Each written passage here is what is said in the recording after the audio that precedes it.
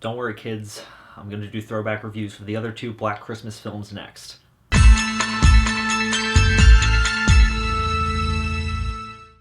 I'm excited to spend the break with you guys. I'm gonna go get Christmas lights for the dinner decor. Do Christmas lights expire? Black Christmas, the third one, is directed by fellow New Jersey and Sophia Takal. It stars Imogen Poots, Lily Donahue, Elise Shannon, and Carrie Elwes. And it tells the story of several girls in a sorority house during Christmas break, slowly being picked off one by one. This is the second remake of the 1974 film with a similar plot. More on that in my next video. And the production of this one ended up being pretty interesting in that it was made in secret and only announced about 6 months ago after production had already been completed. And when the trailer dropped, I was a little skeptical. Instead of focusing on a mysterious killer sneaking into a sorority house picking off girls one by one, it looked more like an action horror film that was more focused on appearing progressive than it was being a faithful remake of Black Christmas. I mean, honestly, it didn't even seem to resemble the film whose title it was using. And of course, the internet blew up about it, especially when Sophia Takal did an interview talking about how the film was her response to patriarchy and toxic masculinity and campus rape culture. Oh, why are all these horror films trying to have political messages? Can't movies just be movies? I hate to break it to you kids, but all your favorite movies have political messages in them. Some of them are just more subtle about it than others. Anyway, I saw Black Christmas 2019, and I went in not really expecting to enjoy it, and not understanding why it had the title of Black Christmas. And I'll admit I was wrong. I actually quite enjoyed this movie.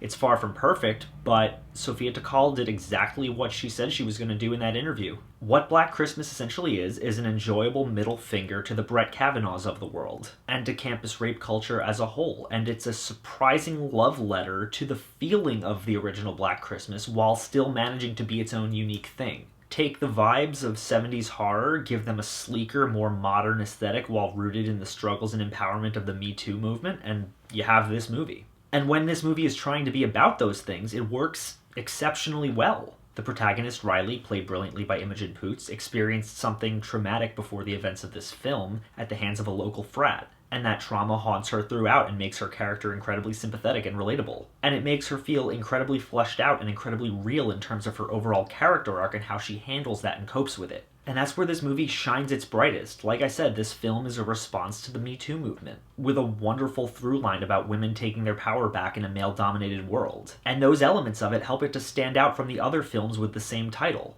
Is it a little too on the nose at some points? Oh yeah, but it's still a satisfying and relevant way to tackle very prevalent issues in today's society. There's a really great line where one of the girls, Marty, talks about why she loves ants. She talks about how strong they are, how they're even stronger as a unit, and how they're all extensions of one another. And that line is so perfect in summing up what this film is trying to get at. And if you get it, you get it. And if you don't, I'm not going to explain it to you. The other thing I was wrong about is the fact that this film shouldn't have been called Black Christmas. Unlike this year's Child's Play remake, which I firmly believe should have had another title, this film actually earned the title of Black Christmas by recreating the same feelings that the original elicits. Sure, it's not as dread-fueled, but the love for that film is still there. And there are a lot of wonderful homages and haunting visuals that echo that film beautifully, while still managing to tell a story all its own. And it's clear that Takal has a lot of love both for the original film and for the genre as a whole. I won't go into too many details on it, but in addition to all the Black Christmas Easter eggs, there's also an incredibly well-done one-take kill that echoes a very famous scene from The Exorcist 3 perfectly. And that moment alone had me giddy, so props to the team on the movie for that. Now, like I said, it's not perfect. It is a bit too on the nose at certain points. The dialogue is a little bit ham-fisted. Remember that exchange about ants that I was talking about?